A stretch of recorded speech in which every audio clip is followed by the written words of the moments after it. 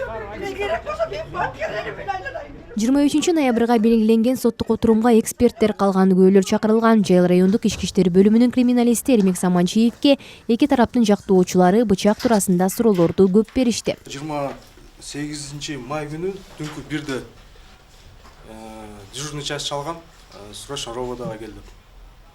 Шу келсем, уже элдер жүрүптүр, уже по тревоге келип атыштыр баарычы. Келгенде кабинет жана прием граждан ачык болчу. Элдер турган ошол жерде. Эки жакка басып атышкан. Анан мен чемоданымды чыгарып, даярданып аткам осмотрга. Анан тергөөчү экөөбүз осмотр кылдык. Баарын фиксация кылып, сүрөткө тартып. Эртең 6-га чейин киргенде эми сразу эле кан көрүндү көзгө. Эмелер жок болчу, эчкимизди. Пустой болчу. Сиз келгенде уже алып кетишкен бекен? Ооба, алып кетишкен экен. Эч ким жок болчу. Так, анан бычактын өзүн айтып берсеңиз, кандай өрү, кандай узундугу, кандай болду? Так, бычактын эмне кылдыңыз, сиз кандай кылып алдыңыз ушул? бычак обычный кухонный эле. По-моему, лезвиясы узун, где-то 20 сантиметр, 20-30. Кандын истери бар болчу бычакта. Кайсы жагында кандын изи бар эле? Сабы кандай эле? Сабы бар беле жок? Сабы бар болчу, жыгач сары түстө. Жыгач сабы. Жыгач. Азыр эсимде точно жок.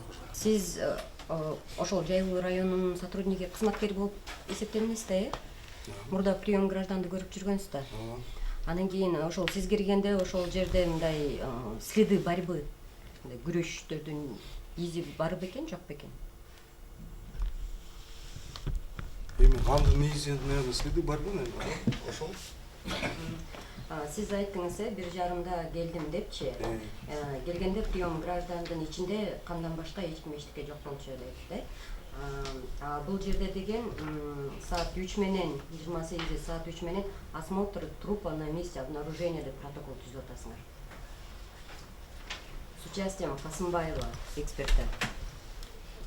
Это, наверное, я не знаю, не в курсе, где это дело, но это, наверное, уже в морге было.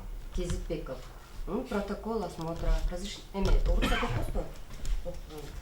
Протокол осмотра трупа на месте его обнаружения. То есть прием граждан. Понятые, Бакиева, Рикимбаева дейт.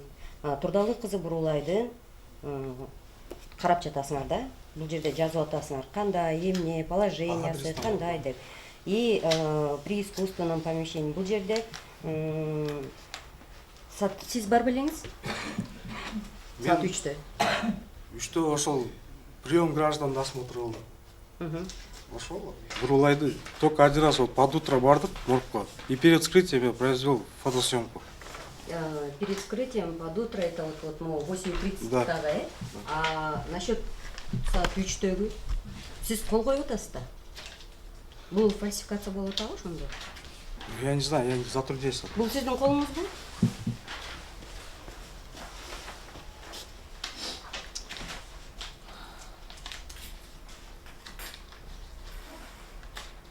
Где это? Вот. Вот это? Вот. Сиздин колуңузбу? Нет, тут просто моя фамилия написана, а менин колум жок такой. Ошондо сиз саат 1:30 ошо келгенде 1:30 ошол жерде прием гражданда жатыптырбы бычак? Ооба. Бул жерде биз кечээ күнү көп кызматкерлерди сурадык да, ошо нөмөт бөлүмүндөгүлөрчү. Алар айтып атышат, бычакты кагазга ороп, А4 кагазга ороп, дежуркага алып барып коюп койгонбуз депчи. Ну, возможно, я не видел это. Бул жерде бычак ошол жерде. Осмотр баштаганда уже бычак болгон. Кылмыш кылынган да орусча айтканда предмет. Кылмыштын мындай немеси. Ошол бычактан колдун тактарын алганга милдетиңизге кирет?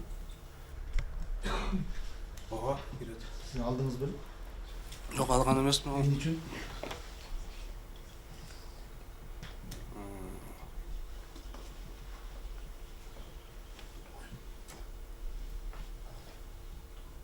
упаковать этип эле койдук, болду.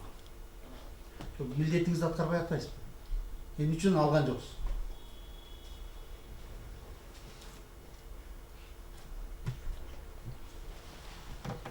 Билбейм, айта албайм азыр. Бурулайдын өлүмү боюнча кылмыш ишин Бишкектин Свердлов райондук соту сентябрдан тартып карай баштаган. Ушул кезге чейин бир нече отурум болуп, чакырылган 32 күбөнүн 20га жакыны суралып бүттү. Мындан улам Турдалуу Кожоналиевдин адвокаттары кылмышка шектүүлөргө суроо берүүнү өтүнүштү. Ал эми айыпталуучу Марс Бөдөшевдин жактоочусу Абдрахман Жуматаев иш боюнча кошумча күбөлөрдү чакырууну суранды. Ал буга чейинки күбөлөр көрсөтмөлөрүнөн адашып жатканын билдирип, кошумча күбө катары Бөдөшевдү караган дарыгерди жана ишти иликтеген тергөөчүлөрдү чакырууну айтты. Процессуалдык норма боюнча эгерде основной негизги күбөлөр келбей калса, ошол эмне үчүн келбей жатат? Ошол чакырылдыбы, аныкталып алдыбы чакырууну? Эмне үчүн келбей жатат? Ошолорду да аныктап, урматтуу прокурорлор көрсөтпөйбү? Булар момундай себептер менен келе албайт экен.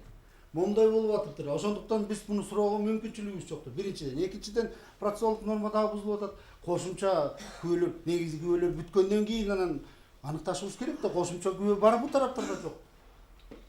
Андан кийин барып, анан кийин ишке тиешелүү эксперттерди жөмөлөрдү өтүнүш барбы бул боюнча деп. Анан эми билбейм, бул жерден менин оюмча түздө-түз бизактуу болуп баратат уже бүгүндөн баштап. Суд жактоочулардын суранычын жарым-жартылай канааттандырып, бул жолу айыпталуучуларды суракка алууга уруксат берди. Марс Бөдөшевдин досу экинчи айыпталуучу Акмат Сейитов соттогу берген көргөзмөсүндө кыз дала качканын билбегенин жана окуя болгон учурда руль да болбогонун айтты. Мен 27 күнү жумуштан келдим, анан айылга кетмек болдум. Келинчегим айылда болчу, дарланып неме кылып аткан. Айылга кетмек болуп, пучкага барып турдум, бир 10-15 мүнөт, 10-15 мүнөттөй турдум ошол жерде. Анан бул келди. Келгенде эле келди, токтоду. Анан барып турайын деп машинага бардым. Барсам азыр жолдон да бир киши түшөт деди. Мен аркасына отурдум, алдына бир киши түшөт. Артында бирөө бар, кыз отуруп турган. Бул ким десем, туугандарыбыз деп койду. Ошо менен кеттик, сүйлөшүп кете берди экөөбүз.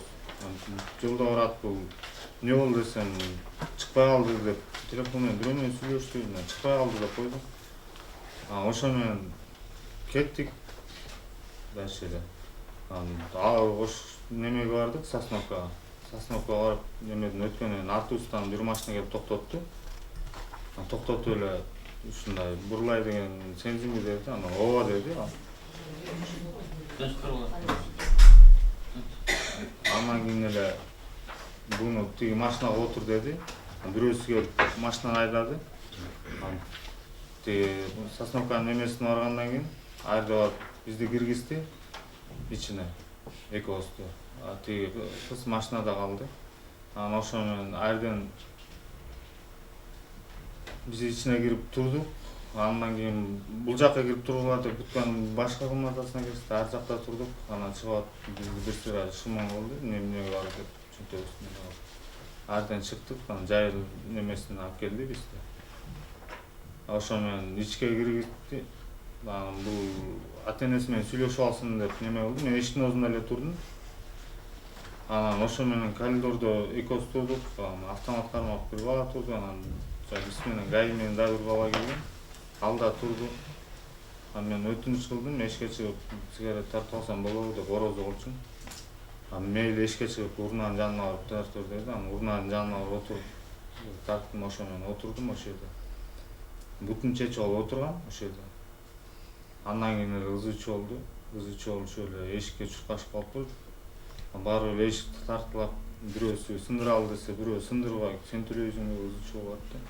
Кыскача айтканда, сен Марсбек менен сүйлөшүп алып, Бурулайга чогуу барып, Бурулайды чогуу салып, урулда сен болгон болуп атасың, айдап чыккансың, Кара-Балтага чейин баргансың болуп атат. Бул жерде көрсөтмөң боюнча. Кара-Балтадагы көрсөтмөң да ошого окшош, буга да окшош. Бул боюнча эмне деп айтасың? Мурунку күнү мейли шок болдум. Кийинки күнү эмне болду? Кийинки күнү келгенде мага түкешип башка немеге кабинетке киришти, түкешип анын жанында да бир отурган. Да бир аксакал киши отурган. Башка комнатага киргизип уламды чапкылап машинаны айдадым деп айтты. Мен айтпайм дедим. Ошо көрсөтмөгө мен неметем, кол коюп берем дейт. Мен андайга немете албайм. Мен мейли азыр коюп берем дедим, бирок сотто мен буну жактабайм дедим. Сенин көрсөтмөң боюнча жазып атасың да, ошо 28 майда. Май кызматкерлери бизди кармап, постко алып кетип, тактап аты жөнүбүздү сураштырып, чөнтөгүбүздү сыртынан текшеришти деп. Ооба. Ошол жөнүндө тагыраак мындай толугураак айтсаң, чөнтөгүңөрдү немелер кандайча текшерди? Ошондо кандай чөнтөк эле, кандай кийим кийип жүрөт элеңер? Менин үстүмдө футболка болчу. Анан Анан жынсышым болчу менде.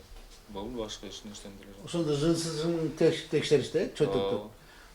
Марсты кандай кылып текшерди? Марс кандай кийим эле? Кийип жүрөт. Бул спартика кийип жүргөн, спортивный шым кийип жүргөн.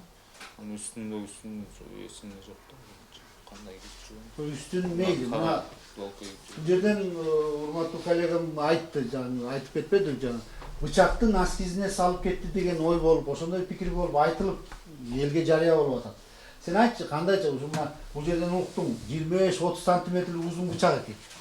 Эгерде носкизине теги Марс салып алса, ошо носкизине салып, машинеге отуруп, ровдуга чейин барып кирип кеткенге болобу? Сенин оюң кандай? Сен көрдүңбү ошо носкизине жүргөн бултактаптан байкалдыбы же? Носкизинен көргөн жокмун мен ар Бычакты бычак кайдан пайда болуп калды сенин оюң боюнча? Билбейм, бычак кайдан пайда болду, эмне болду. Ал эми Марс Бөдөшов өзү даяр эмес экенин кийин сурак бере турганын айтты. Кандай бүгүн жалган эмти берем. Кийинки сотто. Бүгүн көчкөн бермейсиң да? Берем. Биз азыр эмнеге даяр эмессиң же кандай? Даяр эмесмин. Görüşürüz de. Кандай? Görüşürüz de. Advokatlar açısından. Аны Сот отурумунан кийин Бурлай Турдалы кызынын жана анын өлүмү боюнча айыпталып жаткан Марс Бөдөшовдун ата-энелери айтышып, урушуп кетишти.